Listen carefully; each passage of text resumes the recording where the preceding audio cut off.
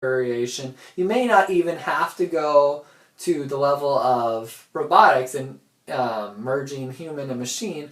I think you would want to, because I think machines probably have more of a capability that we would want. They have better exoskeletons. They can hold more memory, things like that. Maybe not yet, but they will be able to. So I guess that's where I'm trying to get with this.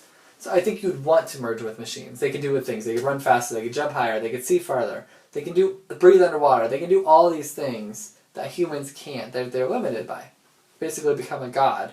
So maybe you should do that, but whatever. The point is that I'm saying that if you were to be able to harness atoms and elements and all that stuff and be able to reverse it while living life, like through nanobots or whatever, like something that's so small that basically, I don't know, I'm just spitballing here, I'm just making up stuff. But I'm just saying, if you theoretically were able to do that, and you had all your atoms as they are, maybe as aging is happening, they're instantly being reversed because you've got some way to like counteract that, then you basically can live forever. But the point is, that's not what I'm trying to say. Obviously, I don't think that's happening. The point is that I think technology is moving at a very rapid pace, and it very much so could be possible. That is all I'm trying to say. But there's a blind faith that is kind of happening there that I have. It's not, I would say blind, but there's a faith that's happening there. I don't have with religion. And I think that's very interesting to think about. That I very much so have that faith. So faith can exist with me. It's not like I'm a purely logical person. I just don't necessarily believe in God. That's interesting. And afterlife. I think that's a big one, actually. I feel like I'm more likely to believe in God than I am to believe in an afterlife. I think afterlife is such a fairy tale story that it basically is, it's like to me, it's like talking about the birth of the 7 days that God took to create the earth. It's a nice idea, and well, I don't think people actually think that God created the earth in 7 days. I think that's just a made up story. But in my mind, it's just the same idea. It's basically just a story, and it gives people kind of like an idea that you should live a good life versus not living a good life. I don't think people do think that, obviously. I think people very much still think heaven and hell is real. I'm just saying that's how it is in my mind. It's like a fairy tale. It's kind of like one of those, what do you call them? One of those fables or whatever, where they have like, they tell you a story and they've got like a moral at the end that tells you to always tie your shoes because you'll trip. Things like that. Obviously they don't tell you that, but never take candy from strangers, etc. I don't know. Oh man, I've been talking a lot. Only 2 hours apparently though, because the clock told me, because the clock's a jerk. Ugh. The cats have been going away. I don't know if they've been hanging out outside, but as long as my thing's still recording, I don't care. I've decided just now that I'm very happy that we have in here my deodorant, because I feel like I might be getting a little smelly, and I'm not taking a shower. So let's put on some deodorant, shall we? Shall we play a game? I'm trying to think about who I've told about solitary today. Let's see. Let's go down the list. Oh, who have I told? I've told both of my parents, because I asked them if anyone was going to be here. And then they both thought I was having a party. I don't think anybody knows me if they think I'm going to seriously throw a party. I would never throw a party, like, in my life. It sounds like the last thing I would ever want to do, in case anyone's wondering. That sounds horrible. Never throw a party. Maybe go to a party? I would never want to throw a party. It's like, ugh. Okay. Anyways. So I told my parents. And then I told Eric and Reese. Eric, he seemed indifferent about it, to my knowledge. Eric was one of the most helpful people, actually. Thank you, Eric, because Eric is the one who gave me the idea for the audio recording thing, because I kind of like threw out ideas, because Eric was the first person that basically didn't say, like, you're gonna go crazy. He didn't tell me that. He basically was like, oh, that's interesting, blah, blah, blah, what are you going to do? He basically asked questions, and I was like, oh, awesome. Now we're getting somewhere. I can start to talk to someone about this. So I talked to Eric about it, and he was the one that kind of like, I told him about the idea that I was kind of curious. I wanted to know about what time it was, and it kind of got me thinking about audio devices. And then he suggested I could use my iPod or my iPhone. I was like, oh, maybe that would work. And then so I started to do some research, and I found out it actually would work. As long as I keep it plugged in, so it's charged. I have enough space. I think it's going to take about 800 megabytes. And basically, he's the one that helped me come up with that idea. So thank you, Eric. Reese, on the other hand, is extremely afraid for me. She thinks I'm going crazy right now, and I need to text her the second I get out. Let's see, who else have I told? I told Natalie and Lauren and Christy and Stephanie and I don't recall if I told Sarah. I might have told Sarah at knitting. I don't recall. And I think I've talked to Brian about it, but I don't think I talked to Brian about it right before I went in. Well, I know I did talk right before I went in, but I don't know if he knows I'm going in today. I don't believe so. So, the point is, I've told people. I think Lauren was a similar one to Eric. Lauren showed her concern and to show that she does not want me to go crazy, and she has voiced that. But at the same time, I think she knows that I am weird and fascinated by things like this. I think there was kind of a level of understanding where it was kind of like she probably realized it was a moot point to show that she was worried, and just kind of accepted it and was like, yeah, you can, be safe, be careful. And then we kind of, from that point, I was able to talk about some of the things that I had been considering with Eric and stuff like that. So she was kind of just someone to shoot ideas off of. Yeah. I think that's it. I think Stephanie was a little fascinated by the idea. And this is a different Stephanie than the Stephanie from work. So if Stephanie from work's listening to this, ignore it. I don't know if I've told you about this. I might have told you in the car on our drives to work, but. And then Natalie, she thinks I'm gonna go crazy, but apparently she's willing to accept that if that's what happens. I might go crazy. Christy thinks I'm going crazy, but at the same time, I think Christy already thinks I'm crazy. So that is to be expected. So, whatever. I think that's everybody. Oh my golly. Alrighty. What does one do if they don't want to talk? I could try laying down in here.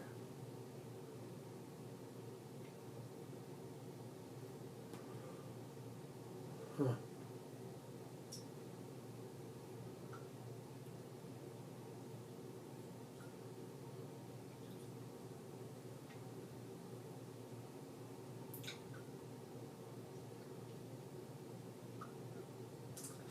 I am almost done with Jurassic Park. I feel like I already talked about this, maybe. I think so. Basically, I was going to read it last night. I've got 40 pages left. I'm really close to being done. And it's at one of the intense parts where the dinosaurs are trying to kill everybody. So it really will go very fast. It's not slow reading where you're it's just another page, another page. It's you look up and you're like, oh my gosh, I just read 10 pages. So I know I'm super close to being done. I will be finishing that tomorrow is my guess. But, I'm sorry, I'm trying to get comfortable. Bear with me here. But, I will be finishing that tomorrow is my guess. It's a really good book. I actually have very much so enjoyed it.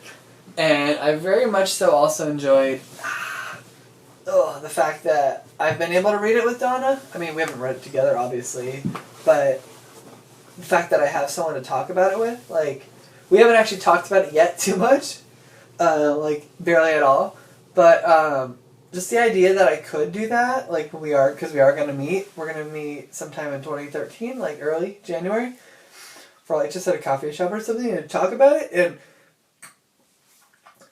even without that, it was cool because we were just like kind of pushing each other to read, but having that someone to talk to about it, I think will be a cool idea. And which I think is good because it's a weird book because it's not like, I don't know, maybe it's because I've already seen the movie, so in my mind, like, there won't be a whole lot to talk about. Like, I'm curious to talk about the differences and, like, just how I do love it and stuff like that. But at the same time, it's not like I haven't talked to people about Jurassic Park, I guess is what I'm trying to say. Like, I've talked to people about Jurassic Park, like, because everyone's seen Jurassic Park. People know that movie or that book and things like that. So, for our next book, we've just talked about it, kind of planning ahead.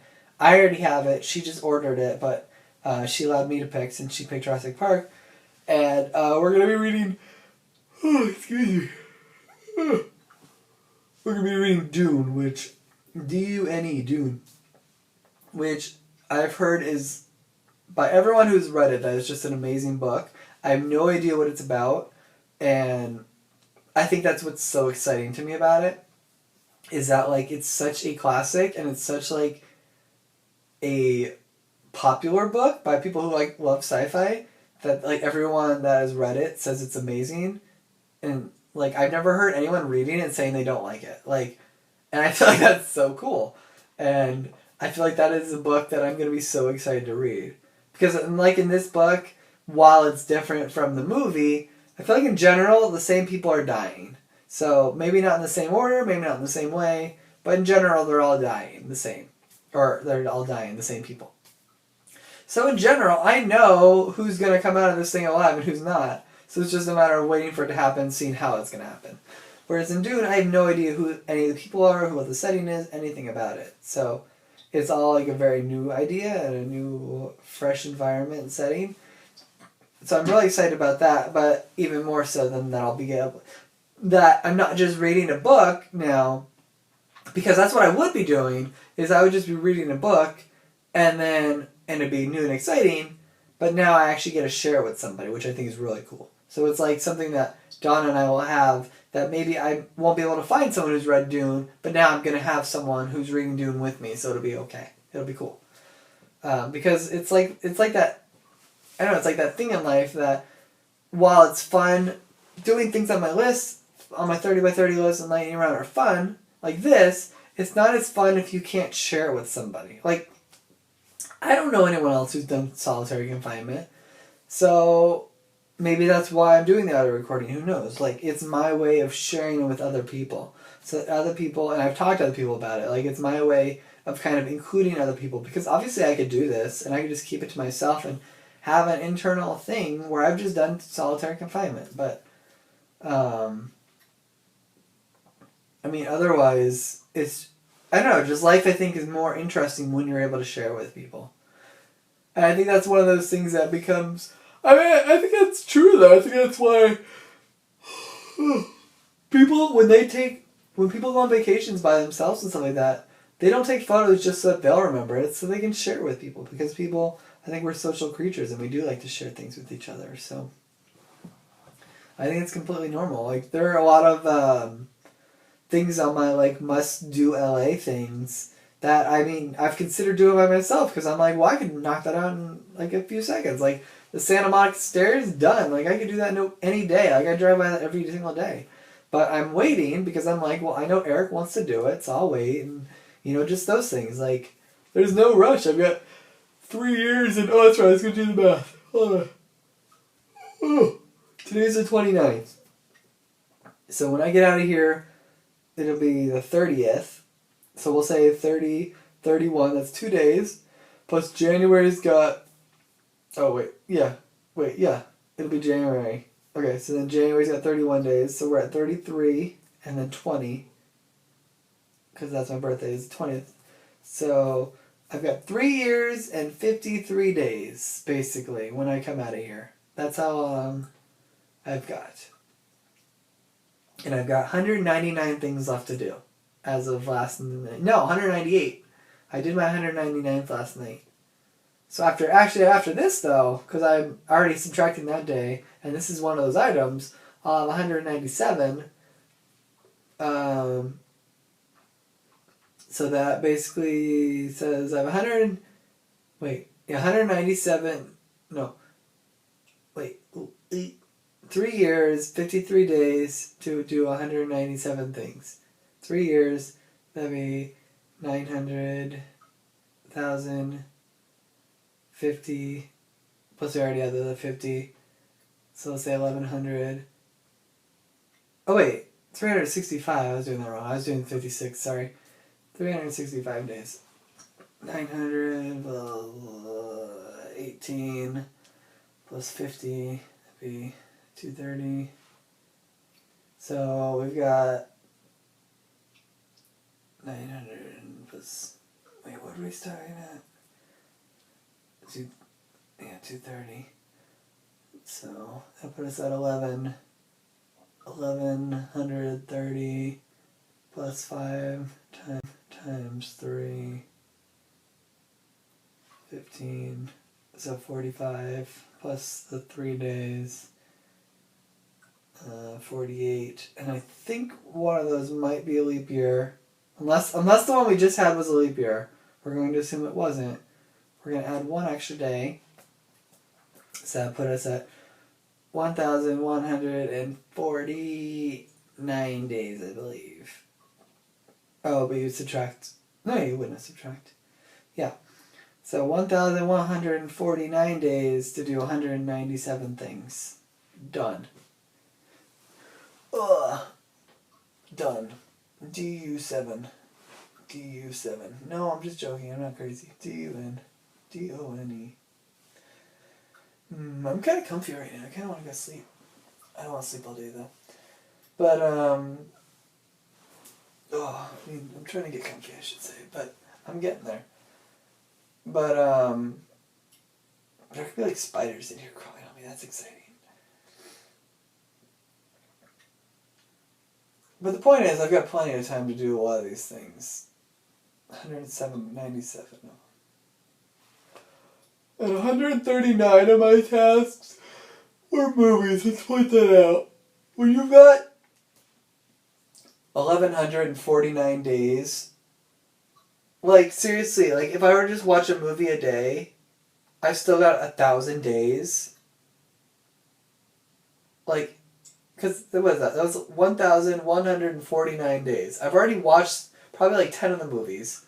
So I've really got, if I watched a movie per day, and you give myself a 20-day buffer, just for funsies, to throw it out there, that basically clears out all the movies, and then you would only have 86 more things to do in 1,000 days. Like, done. Like, doable. Done. DU7, as we say. That's gonna be my new thing, DU7. I just banged on the door. Hopefully the cats didn't hear it and come banging, come running. What was I gonna say though? Still, I think the hardest thing on there, I don't recall what else is on there. I mean, I've got the bike race. I'm actually really excited to do that. It originally says do a bike race or a really long bike ride. I'm doing the long bike rides on my lightning round, so I'm going to probably remove that. Well, I'm not removing them, but I'm basically just going to decide that my bike race is going to be the thing that I do for the bucket, or the 30 by 30 list. Because I think that'd be really exciting. Like, I was almost in a bike race at one point, and it was fun. And that's something I've been realizing is that when I'm on the road, almost every single biker, like, flies by me. But, I mean, they probably do it much more than I do. Like, I don't have the thigh muscles yet. And I imagine that once I have those, I could push much harder and faster and then do those things. Because I can pedal really fast and I could probably keep up with them, but I cannot do it on a consistent basis. So I think that's an exciting thing to look forward to, Billy. So that's going to happen. I'm really excited to pet a lion someday. There are places where I can do that. I'm excited to go to Portland. I'm excited to go to the Redwood Forest. I'm excited to go camping. I'm excited to see the Grand Canyon. Like, a lot of these are just so exciting to do that I'm not really, like, worried at all. The only one that's going to be hard to do is I have one on there which says I need to travel alone for 2 weeks. I've had people that are telling me that basically they don't like that one because I think people want to travel with me, or they think that I shouldn't do it. But I think that's an important one to do. I think it's important to get out there and experience life and obviously be safe. I'm not going to be crazy. And I'm thinking, I don't know, I thought about it. I think I wrote on there like somewhere out of the U.S. question mark, and I think I don't necessarily need to make that one out of the U.S. And I think that's mostly because I don't want to die. And it's not to say that I would die, but it's just that it's so much more likely that things could go wrong when you're in a country that you don't understand and you're on your own. Like, I think it's one of those things that I might just need to like go out and go around the U.S. or something, or like go visit a small town and just have a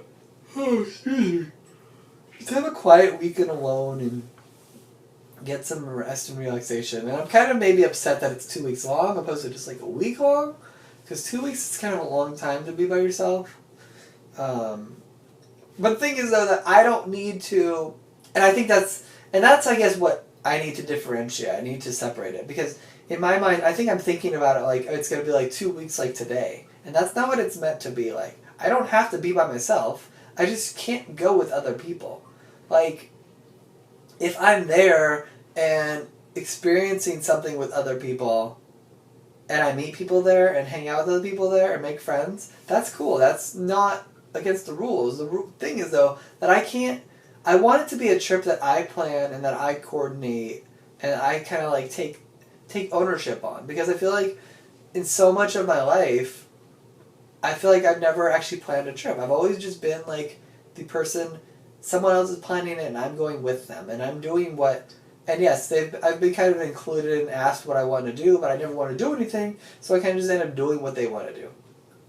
So I want this trip to be me going out to do something, and if I meet people there and hang out with them, well actually I'd say when I do, because I should, then I think that'll be great. I know Jen kind of talked to me about the way that actually seems like the kind of trip that would be perfect for it, because it's something that I could do for 2 weeks, and it's something that I could easily meet people on, like people that are doing the same thing. In the way, if you haven't heard about it, I haven't seen the movie yet, but I watched the trailer and I've read about it a little bit. But it's basically this walk that people do somewhere in the east somewhere, and it's kind of like a people do it for different reasons, whether it's like self-discovery or like redemption, things like that, or repentance or whatever. But people basically walk on this trail that, I mean, it could take you like, I want to say Jen said like 2 months maybe if you did the entire thing. But basically I wouldn't have to do that. I could do like 2 weeks or whatever and just kind of like walk on it, and there's stops along the way, and I could talk with people and things like that and meet people, and I don't know, I just think it could be very interesting and self-discovery kind of trip for me. And it'd be outside of the U.S., so we kind of like already fit into that. So it's definitely something I'm considering as a possibility of somewhere I could do that. Because I mean, my other option is like I could go somewhere in the U.S. or something, but like, I don't know, I feel like that would get really boring. Like, I'd spend a lot of time just driving, so it's like, what's the point? Like, I don't feel like I'm going to learn anything from that. It's like I'm just doing it to do it. I don't want to do it just to do it. So I feel like if I'm going to do it, I should do it, and that's what I should do, and I'm thinking the way is probably the best way for me to do that. Yeah. What else on my list? Oh, I still maintain that I think the hardest thing that's going to be to do on my list is yoga for 30 days. It doesn't help that I'm right now really into biking and not yoga. I'm into biking, tennis, and ultimate frisbee, none of which is yoga. So it makes it kind of hard to build up my stamina to be ready for yoga when I'm not doing those things, but at the same time, theoretically, tennis and ultimate frisbee works out my legs and my cardio, whereas biking totally works out my legs. So theoretically, it is helping me train for it, and the fact that I'm getting stronger legs, and so I might be able to do it, because I think that's the part that usually hurts the most is my legs from yoga. But at the same time, I'm clearly not practicing yoga. But I think that one's going to be the hardest because it's 30 days straight. It's not like I just have to do 30 days of yoga.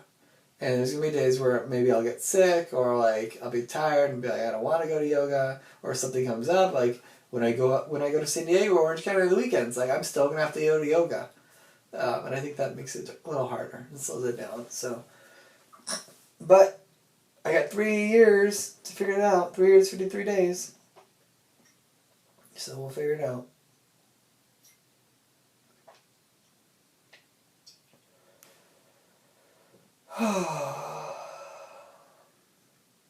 What else on my list? I've got some recipes to make. Fortunately, Stephanie's moving, so I don't know how that's gonna work. I guess I might not have to rely on Stephanie to make some of these things now, unfortunately, which would be sad. My mom's got to teach me how to make some stuff. I've got some restaurants to try. But I mean, that's easy to do. Some video games to beat, easy to do. Fun to do, too. I'm excited to play some of those games on there. Actually, surprisingly, one of the ones I'm least excited about, I think because, like, I've just been playing it, and I realized years later, that now that I go back and play it, that the controls suck, is Grand Theft Auto 5 or 4. Like, I don't know, the controls just are not that great on that game, and I was actually kind of surprised. And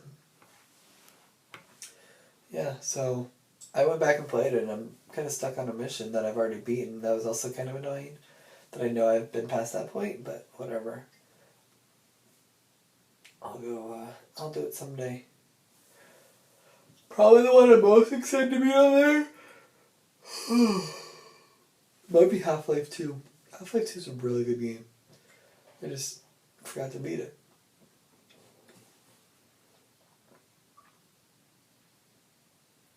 What else on there? I've got the, what do you call it, the Age 30 Ultimatum. That one's a weird one.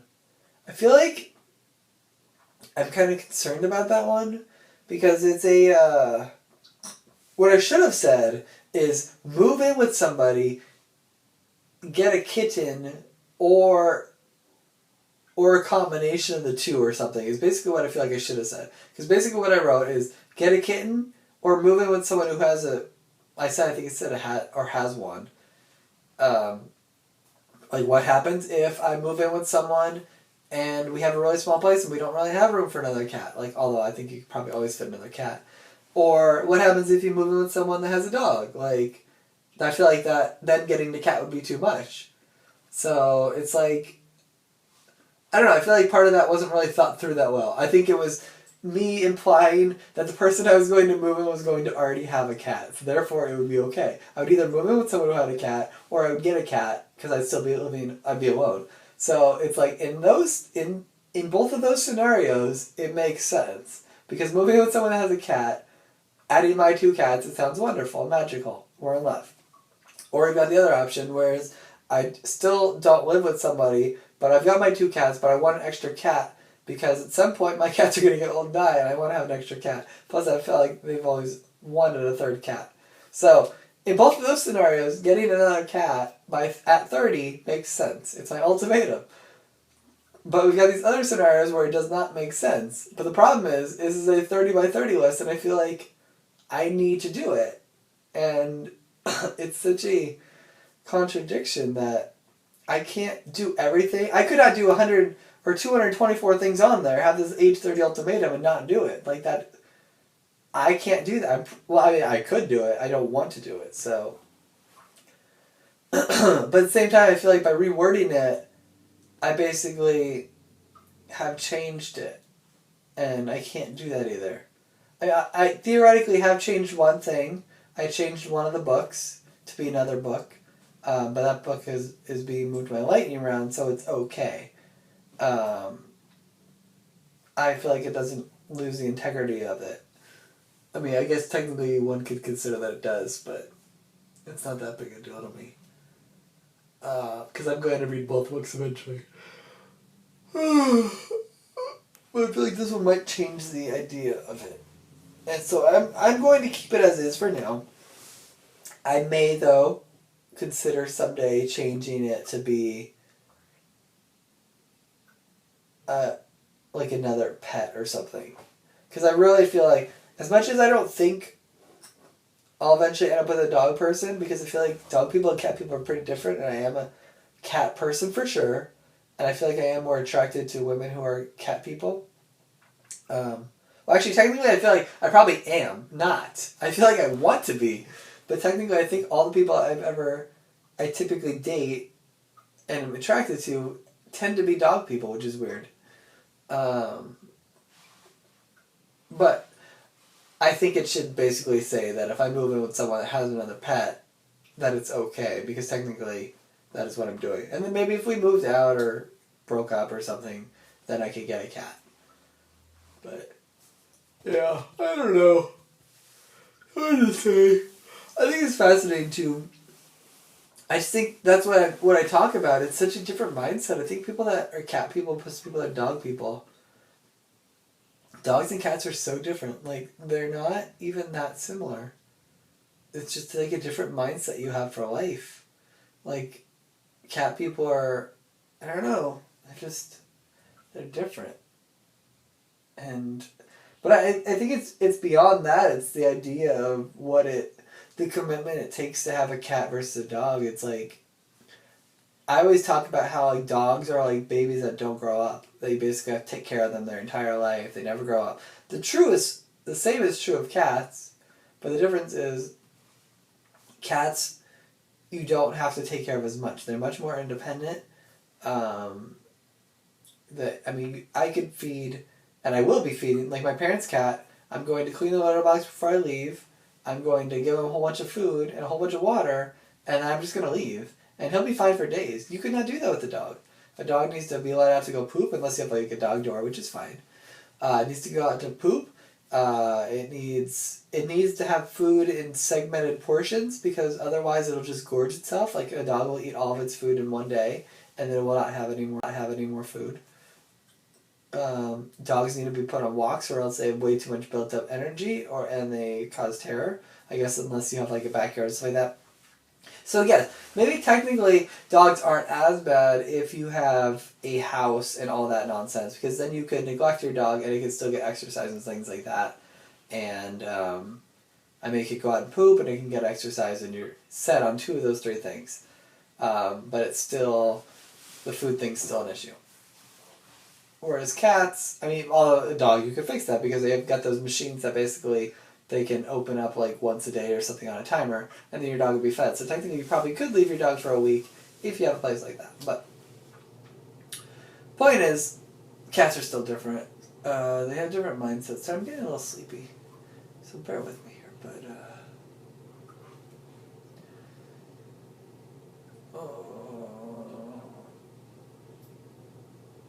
they are different though, cats and dogs.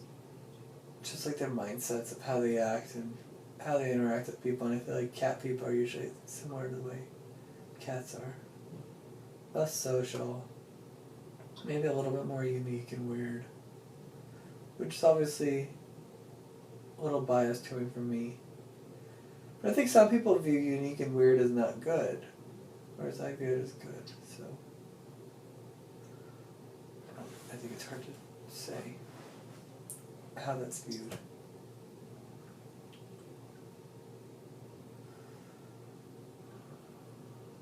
I love my cats though. I love them the most when they lay with me, especially in my arms.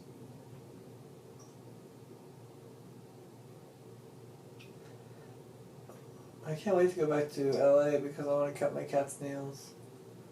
But I've been not cutting them because I don't want Banshee to hurt them. And I don't want my cats to hurt him. So I've let everyone keep their nails, which is stupid. You should just cut his nails and cut my cat's nails. But that I've not done.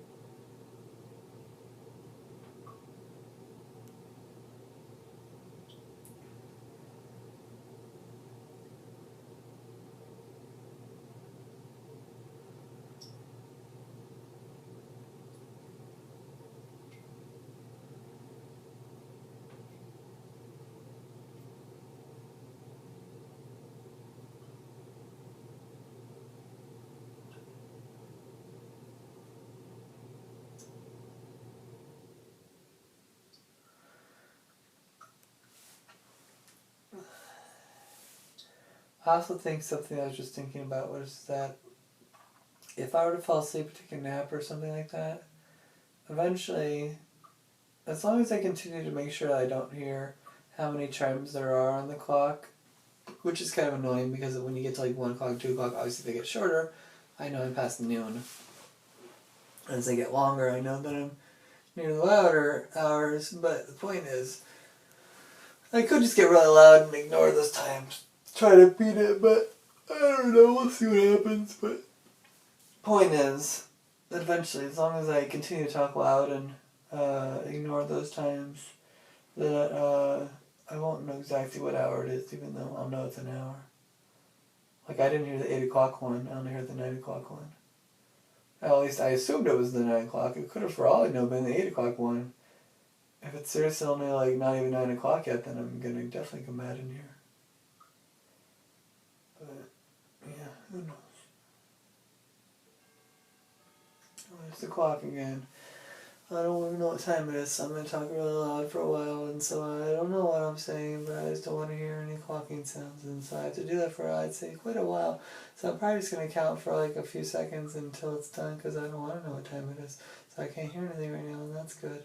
So 1, 2, 3, 4, 5, 6, 7, 8, 9, 10, 11, 12, 13, 14, 15, 16, 17, 18, 19, 20, 1, 2, 3, 4, 5, 6, 7, 8, 9, 10, 11, 12, 13, 14, 15, 16, 17, 18, 19, 20, 1, 2, 3, 4, 5, 6, 7, 8, 9, 10, 11, 12, 13, 14, 15, 16, 17, 18, 20, 1, 3, 4, 5, 6, 7, 8, 9, 10, 11, 12, 13, 14, 15, 16, 17, 18, 19, 20.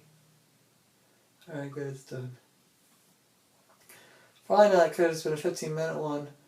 And if so, that's going to be obnoxious. I don't want to do that every 15 minutes, so we'll probably stop. I'm bored.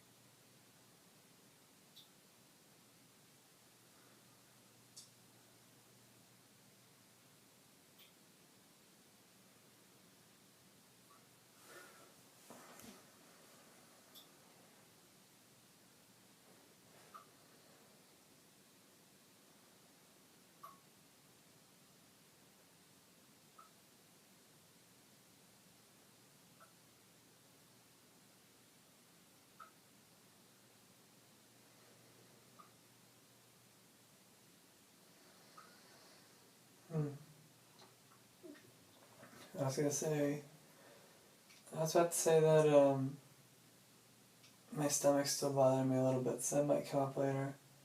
And then for some reason, I was imagining, because my eyes are closed, I was imagining like that I was in a video game for a second, and then some enemy was like attacking me, and I wasn't really ready for it because I was sleeping here.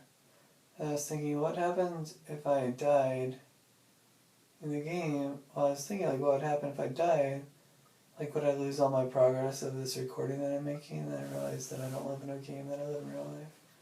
So I guess that'd be number for reason 4, that I might be going crazy. But I'm sure I'm fine. It's getting a little warm though. I probably could take out my blanket.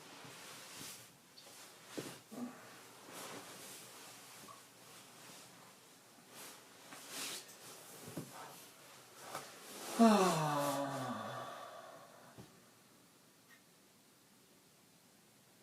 hope if anyone's listening and start having a good time at least.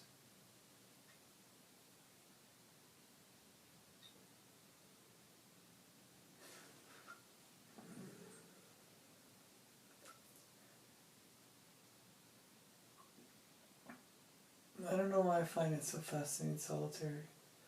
I don't know if it's the idea of being separated from like technology, or if it's the idea of not seeing anybody, not knowing what's going on. I actually would find it most fascinating if something, I mean, God forbid, but catastrophic was happening outside. Like if there was some like huge zombie apocalypse or something like that. That would make it the most fascinating to me. Just knowing that I'm like missing it and oblivious to it. And when I come out, like having to be there. That being said, even if I was sitting in the living room, like I wouldn't really notice. I don't watch the news or anything. So until like I check Facebook, that is basically my news source. It's Facebook.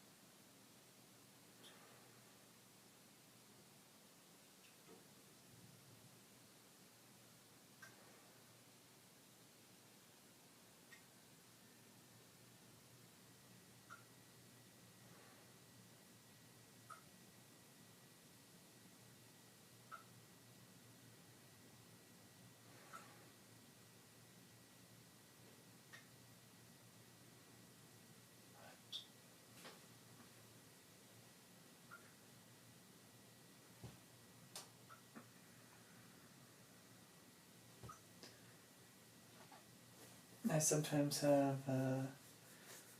I start to have dreams where I'm like thinking about something. Like it's like I'm almost dreaming. And so like someone will be talking to me, like right now I was just having a dream. A semi like daydream where my mom's asking me something about ice cream. And I didn't fully understand what she was saying, and I just whispered what out loud. I guess that could be reason or 5 I'm going crazy. But I think that's normal because I do that in the real world too. Like sometimes when you're like about to fall asleep or something, you like kind of jerk. Like you say something, I've done that quite a bit. Where I usually like say like what or talk out loud when I realize, and then as soon as I say it, I'm like, oh yeah, I was dreaming, it wasn't real. So unless I'm always going crazy, which is very much a possibility.